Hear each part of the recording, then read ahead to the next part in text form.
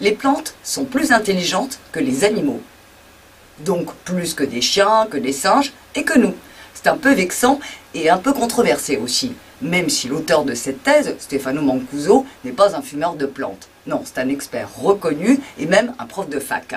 Mais, crime de lèse-science, il a créé le premier laboratoire au monde de neurobiologie végétale. Et presque pire, le livre qu'il a tiré de ses travaux est un best-seller.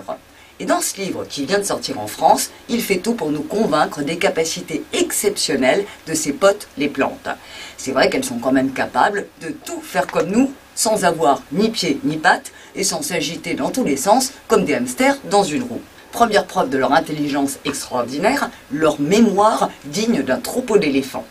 Par exemple, les Mimosa pudica ont l'habitude de replier leurs petites feuilles en cas d'agression. Du coup, en bon savant sadique, Mancuso a pris des mimosas et les a jetés par terre à plusieurs reprises.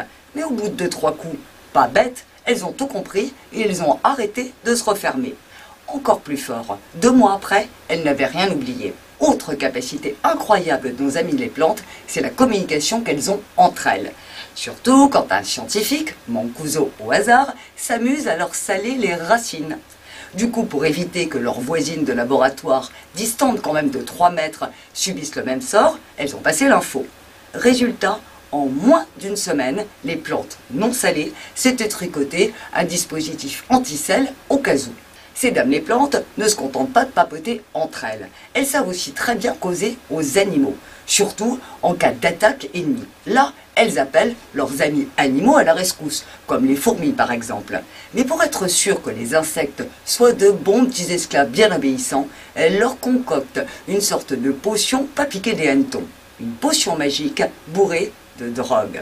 Pas joli joli, mais ça prouve toute leur malignité. Et nous, on ferait bien d'en prendre de la graine, car la planète n'est que plantes. Les animaux et nous, on pèse à peine un petit % de la biomasse. Tout le reste, c'est les plantes.